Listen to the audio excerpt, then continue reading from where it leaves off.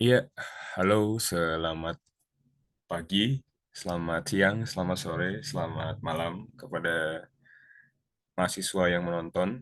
Eh, ya, selamat datang di pembahasan gitu ya, atau bisa dibilang sedikit video pembelajaran untuk modul 2 dari bahasa pemrograman R gitu, yang kurang lebih akan berhubungan dengan manipulasi data dan data subsetting.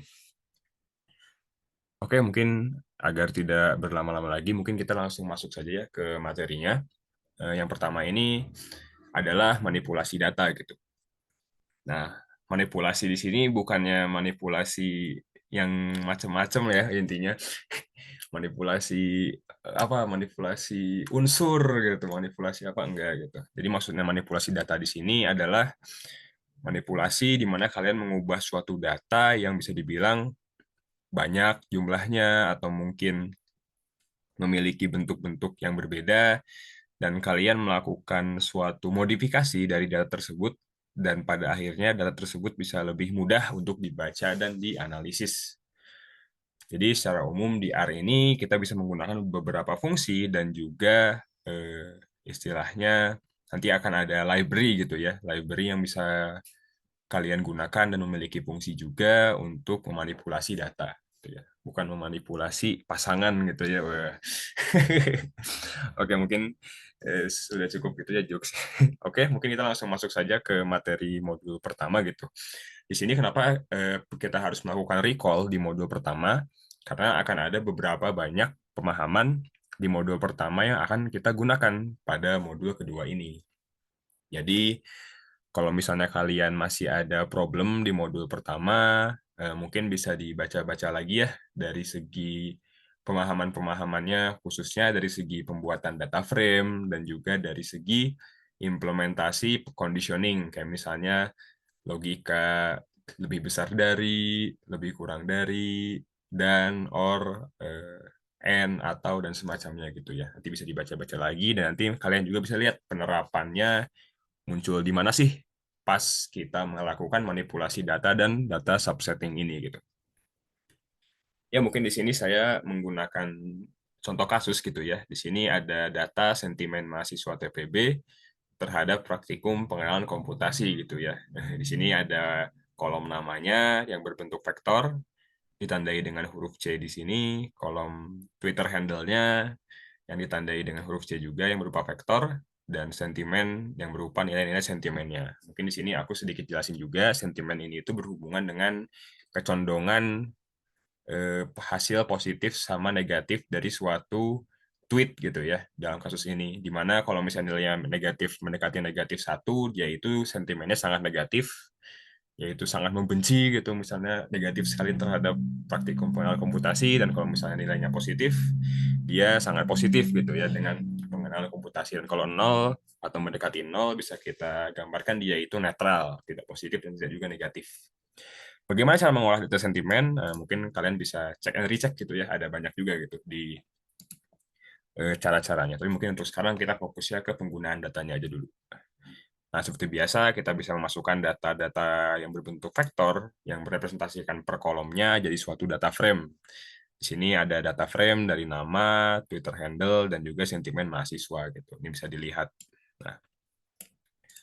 Nah, di sini kita masuk ke segmen 1 yang berhubungan dengan data subsetting. Maksudnya data subsetting ini di mana? Jadi data subsetting ini itu akan memilih sebagian data dari dataset yang besar menjadi bagian-bagian kecil yang bisa kita implementasikan dengan menggunakan filtering namanya. Dan cara filtering ini kalian akan menggunakan pemahaman yang kalian terapkan di modul 1. Seperti kayak misalnya menggunakan filtering yang berhubungan dengan lebih besar, lebih kecil, atau sama dengan, dan semacamnya. Nah, tapi mungkin untuk yang pertama, ini yang paling common digunakan, itu adalah melakukan subsetting dengan menggunakan perintah baris dan kolom. Jadi maksudnya di sini kalian akan melakukan filtering berdasarkan jumlah barisnya dan juga jumlah kolomnya. Kalau misalnya kalian lihat di sini ada berapa kolom nih, ada berapa baris nih. Oh, misalnya ada 3 kolom. Kolom pertama itu nama, kolom kedua itu Twitter handle, kolom ketiga itu sentimen mahasiswa, dan memiliki 20 baris gitu ya. Dan misalnya contoh di sini saya mengimplementasikan, saya mau mengambil baris pertama sampai baris ke-10 dan kolom ketiga sampai kolom kedua sampai kolom ketiga. Nah, kalian bisa menggunakan pemahaman seperti ini. Berdasarkan baris dan kolom dengan sintaks umumnya seperti ini. Kalian punya data frame-nya, nama data frame-nya.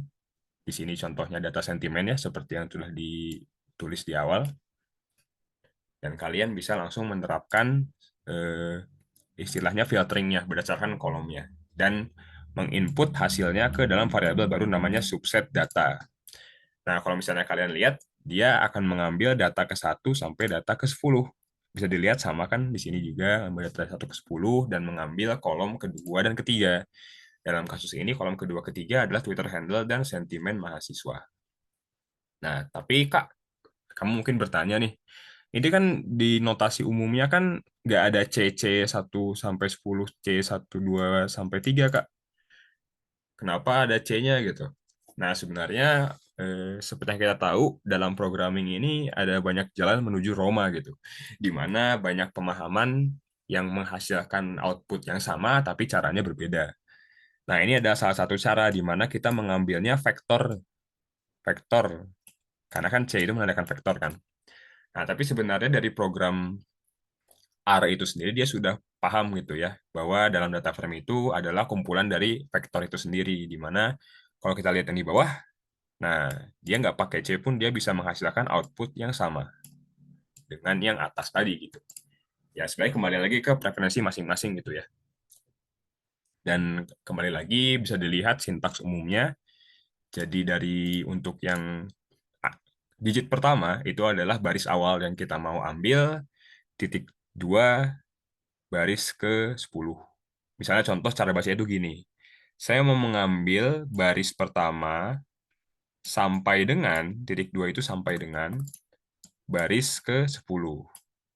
Lalu saya ingin mengambil baris kedua sampai dengan baris ketiga dari data frame data sentimen. Dan saya ingin menginputnya ke dalam suatu variabel namanya subset data. Dan saya memprint data tersebut. Dan bisa dilihat gitu ya, hasilnya kurang lebih sama gitu. Mau kamu menggunakan pemahaman yang menggunakan vektor atau langsung saja dihantam dengan sintaks umumnya. Jadi sama saja. Jadi kurang lebih seperti itu bagaimana cara kita melakukan subset data dengan menggunakan pemahaman baris dan kolomnya. Nah, di sini juga ada pemahaman yang baru. Misalnya contoh, kamu nggak mau ngitung satu-satu nih. Misalnya kamu punya barisnya banyak banget. Ada ribuan gitu barisnya gitu. Dan kamu hanya ingin mengambil berdasarkan namanya. Baik itu namanya nama atau namanya sentimen mahasiswa atau semacamnya. Kalian bisa menggunakan pemahaman seperti ini. Jadi kalian akan mengambil data yang memiliki kolom berdasarkan nama dan sentimen mahasiswa. Di sini kalian bisa mengambil dia menggunakan kolomnya yang memiliki nama. Ini kan kalian bisa lihat, ini masih bentuk umum yang sama kan seperti yang ini. Tapi kenapa dikosongkan? Di sini kan ada 1 sampai 10, di sini kosong. Nah, kalau misalnya kalian kosongkan, R itu, bahasa R, dia akan secara default menganggap kalian nggak menentukan suatu parameter, jadi dia akan mengambil semua barisnya kalau dalam kasus ini. Kalau misalnya saya kosongkan yang sebelah kanan, dia akan mengambil semua kolomnya. Saya contoh, saya coba pakai pakai yang ini. Saya kosongkan, dia akan mengambil baris 1 sampai baris 10 dan mengambil, oh ini ada kategori ya baru. Mungkin ini pakai data yang di bawah ya, tapi mungkin kelihatan kan dia mengambil semua barisnya dan dia mengambil semua dia mengambil barisnya menyesuaikan dengan yang kamu tentukan dan dia mengambil kolomnya 2 dan 3. Terus mungkin kalian bertanya, kenapa ini ada kolom kategori muncul? Nah, itu sebenarnya nanti di bawah ya, sedikit ke spoiler gitu ya. Tapi tidak apa-apa. Jadi bagaimana caranya kita melakukan kategorisasi dari nilai negatif sama positif tadi. Oke, mungkin kita bisa lanjut. seperti ini untuk filtering lah istilahnya atau subset dengan menggunakan kolom dan baris. Baik itu jumlah kolomnya atau angka kolomnya atau mungkin nama dari kolomnya gitu dan juga barisnya. Itu adalah cara kita melakukan subset dengan menggunakan baris dan kolom.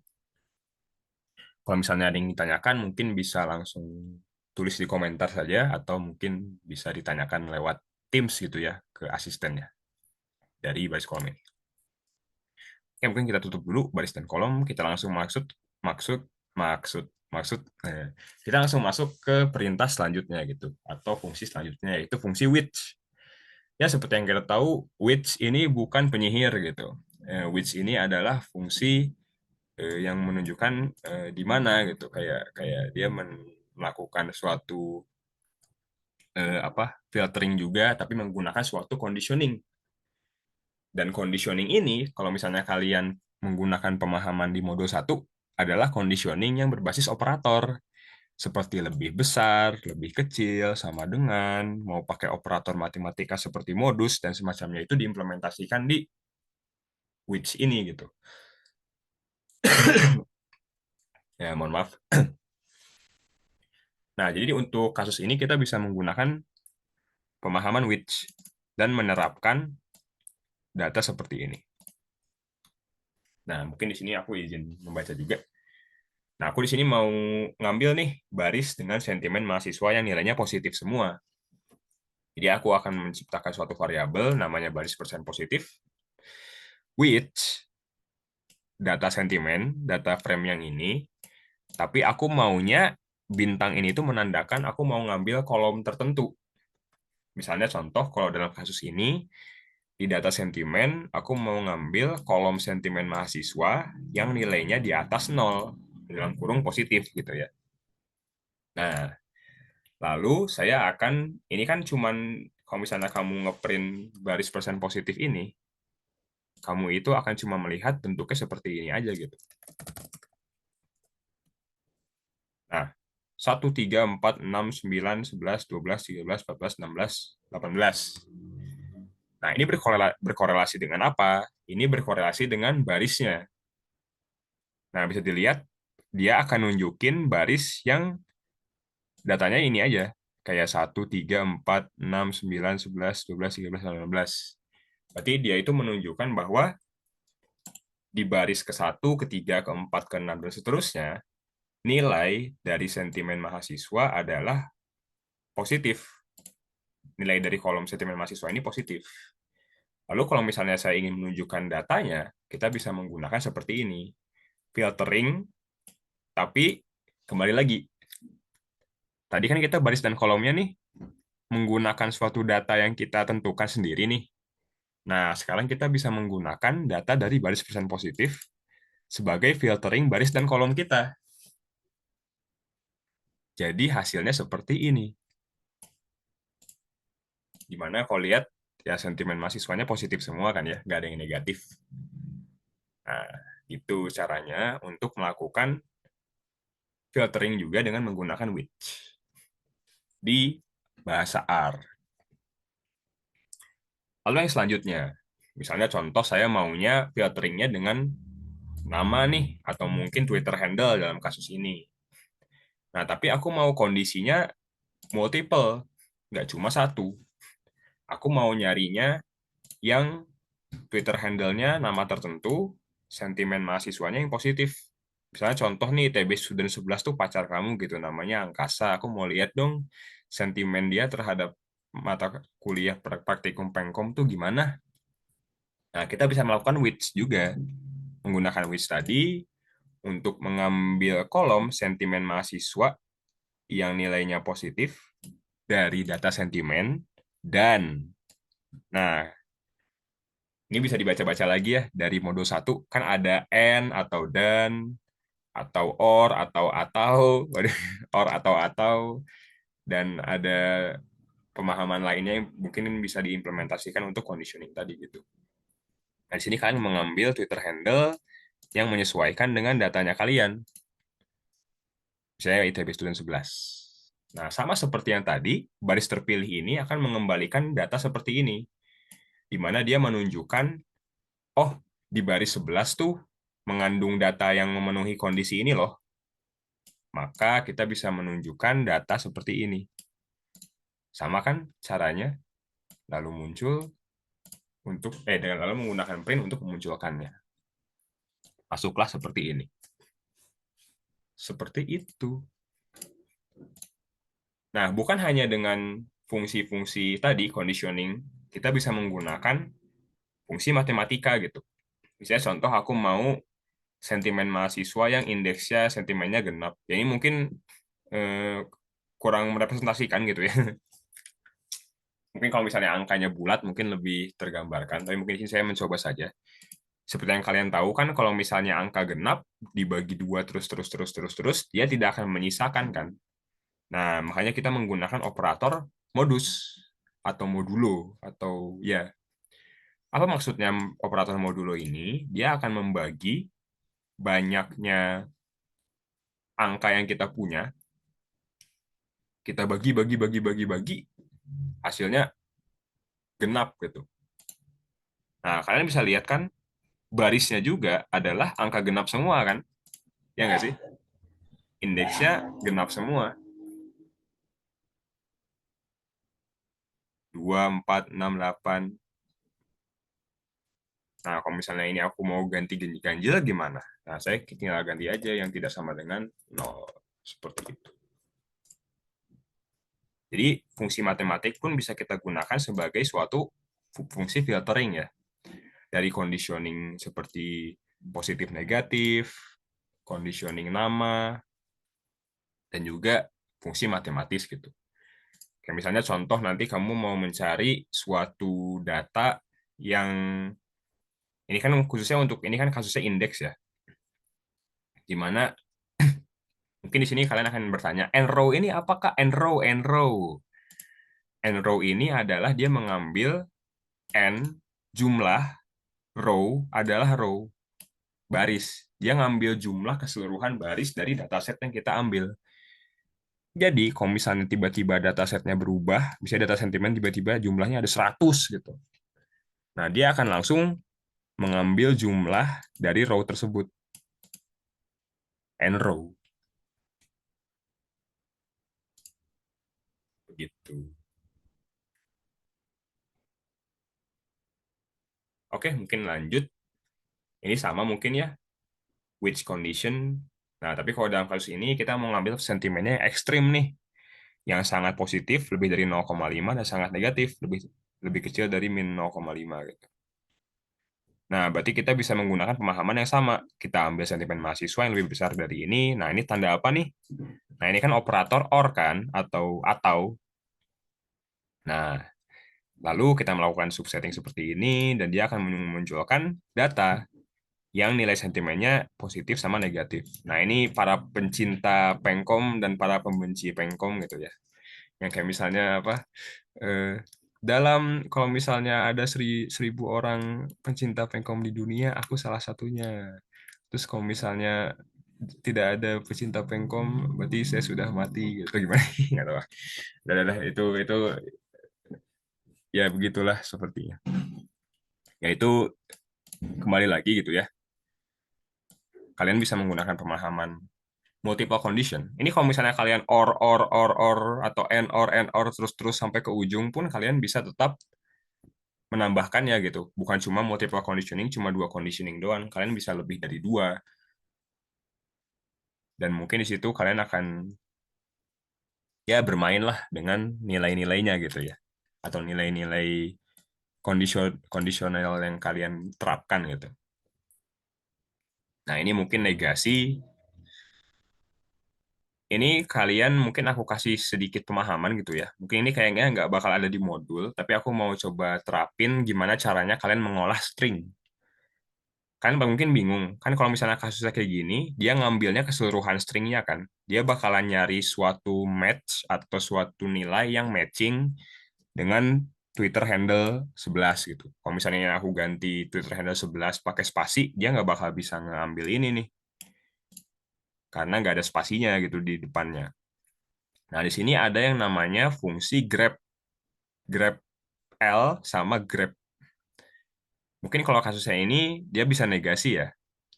Misalnya kita menegasi yang nggak punya, nah ini tanda kutip awal ini menandakan awalnya. Jadi dia bakalan nyari suatu string yang diawali dengan ITB student 11. Nah, jadi kalau misalnya kasusnya kayak gini, dia negasi kan, ada tanda serunya nih. Fungsi dinegasiin. Kalian punya fungsi grep L, kalian negasiin.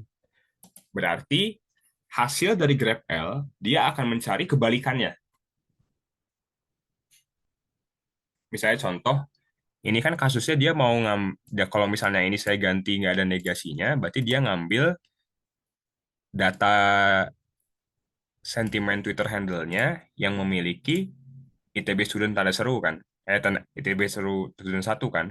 Berarti ITB student 1, ITB student 11, 12, 13, 14 keambil. Tapi karena saya negasikan, dia akan mencari kebalikannya. Makanya pada saat saya melakukan printing hasil dari data yang telah dilakukan, dia akan menghasilkan data seperti ini, yang negasi dari ini. Jadi kayak ITB 2, 3, 4, 5. Bisa dilihat kan yang belasannya hilang semua, dan pas 20 dia muncul. Mohon maaf. Nah, jadi menggunakan grep dan grep ini kalian bisa melakukan pengambilan string tanpa harus mencari yang sama persis gitu ya. Jadi kalian bisa menggunakan kondisi-kondisi tertentu gitu. Nah, di sini mungkin ada catatan juga, grep L dan grep ini adalah pencarian pola dalam vektor karakter. Jadi fungsinya gimana? Dia akan melihat, ini kan string nih, ini kan huruf nih. Nah, dia akan mengubah huruf-huruf ini jadi, dia akan mengubah kata-kata ini menjadi huruf-huruf vektor. Jadi ada vektor tertentu yang AD, misalnya contoh nih, ADI Arja. Jadi kayak ada vektor vektor yang isinya tuh A, D, H, I, A, R, dan seterusnya gitu. Dan dia akan mencari yang mengandung satu-satu tadi gitu, mengandung pola-pola tadi gitu. Nah, bedanya grep L sama grep apa? Kalau grep dia akan memunculkan barisnya atau penempatannya. Kalau grep L, dia akan menunjukkan logikanya. Sesuai nggak? Kayak misalnya contoh saya punya vektor, ini ada banana, apple, cherry. Kalau misalnya kita nyari grep, pakai grep, apple, dia akan mengembalikan di dua. Oh, di dua ada apple nih. Tapi kalau misalnya kita pakai grep L, dia akan mengembalikan boolean logiknya, yaitu true atau false. Ini harusnya mengembalikan false. Iya. Boolean logic.